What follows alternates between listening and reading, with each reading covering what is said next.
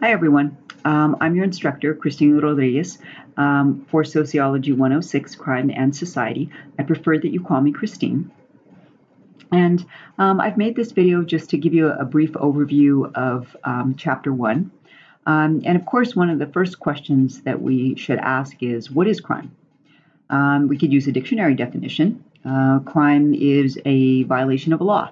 Very simple. But it turns out that it's not so simple because we don't always agree with laws.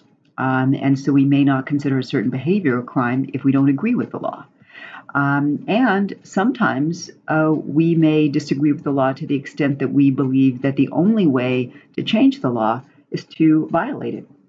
In fact, I believe it was Thomas Jefferson who once said that, or wrote, that if a law is unjust, then we have a moral obligation to violate that law. So you could think about the civil rights era. During the civil rights movement, people had to violate laws, or at least they believed they had to violate the laws in order to get them changed. So sit-ins at lunch counters, for example, refusing to give up seats to whites, those are all examples of a refusal to obey a law and in essence, get it changed. So there's that idea first. Just because it's a law doesn't mean that it's necessarily a just law and that everybody agrees with the law.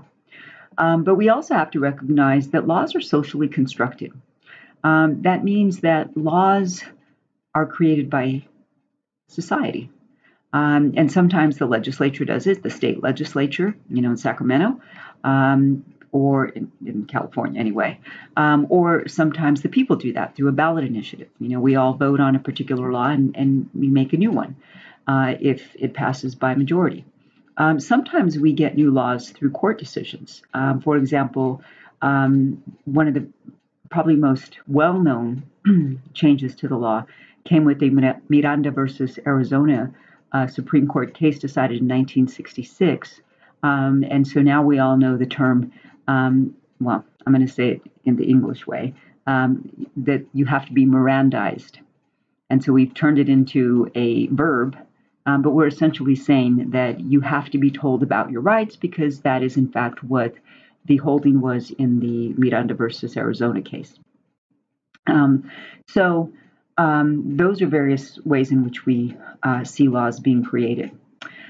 We also should recognize that laws and how we think of behavior and whether or not we say that something is illegal or not illegal changes over time. And it also changes from place to place. And that simply means that in any given society, what is legal in one society might not be legal in another society. And of course, this can change over time. Something that was once legal may over time become illegal. So a good example of this is alcohol, the use of alcohol. People had always used alcohol in the colonies and once we became the states. And people enjoyed using alcohol. A lot of people did. But there began to be a movement, the temperance movement, in which there was an argument that using alcohol was bad for you. And eventually that resulted in the passage of the 19th Amendment, what we call the Volstead Act. Most people call it prohibition, but it was the Volstead Act. It was the 19th Amendment to the Constitution. And then later on, I think it only was in place for about 9 years, and then it was repealed. Because it was decided that maybe that wasn't such a great law.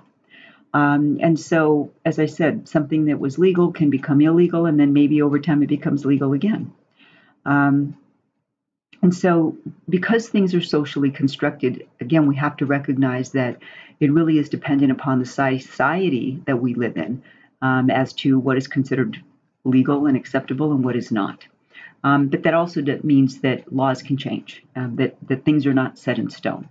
So it's important to recognize that too. There's also a discussion about three different views, three different ways to analyze crime, and they are the consensus view, the conflict view, and the symbolic interactionist view. And the consensus view has its merits. It's the idea that people in a society generally agree on what is legal and what is not. And we have many examples of laws whereby people believe that by social consensus, mass social consensus, yes, this is a good thing. Or no, that's a bad thing. We want to prevent people. So we have two kinds of laws, the prescriptive and the proscriptive. The prescriptive laws are laws that prescribe or tell us what to do, like wear a helmet when we're riding a motorcycle, wear our seat belts, etc.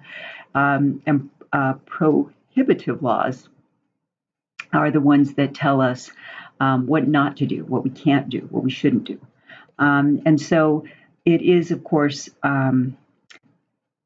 something that we can see in society, the consensus view. There's also the conflict view. And the conflict view takes a much more critical approach to analyzing crime and is really focused on who has the power and how do those people use their power to make laws that advantage themselves and disadvantage others. And I'd argue that there are plenty of examples of this too. Making the possession and use of cocaine, for example, a law against the law, but punished much less harshly than, say, crack cocaine. And of course, if you know the demographics about the 1980s when crack was considered an epidemic, it was mostly poor, Black, and others of color who were using crack cocaine, and Caucasians were using powdered cocaine. And so powdered cocaine was at that time punished less harshly. The use and possession of it was punished much less harshly than the use and possession of crack cocaine. And so, again, for the conflict view, it's looking at the power. Who has the power? How do they use their power to create laws that advantage them and tend to disadvantage others, whether or not they intended to? And then symbolic interactionist view is really focused on the idea that our laws are reflective of the kinds of interaction that we have and the symbols and the meanings that we give to behaviors. And so if we think that a behavior is good, then we allow it. And if we think that a behavior is bad, then we tend to make a law against it.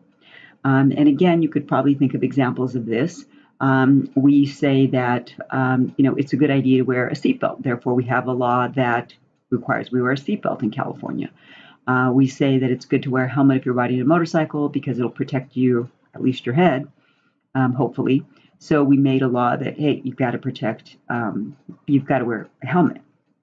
On the other hand, things that we think are bad, we tend to outlaw. And the meaning of the act is often one that is shaped by our sense of morality. So you think about incest or pedophilia, those kinds of laws are based on the symbolism and the sense of morality. And so there are arguments for all three views, but the first week, the discussion has you pick one of these views and then make an argument as to why it might be the best view or why you agree with it the most. Okay. So that's just a brief overview of Chapter 1, and I look forward to seeing your participation in class, and I'll see you next week for the overview of Chapter 2.